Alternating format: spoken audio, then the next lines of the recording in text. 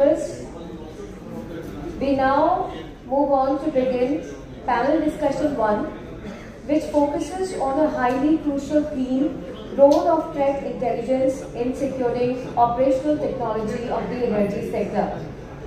To moderate this session, which is very important, I would now like to invite out here on stage Mr. Atul Gupta, Partner and Head Digital Trust, KPMG India. Round of applause, please.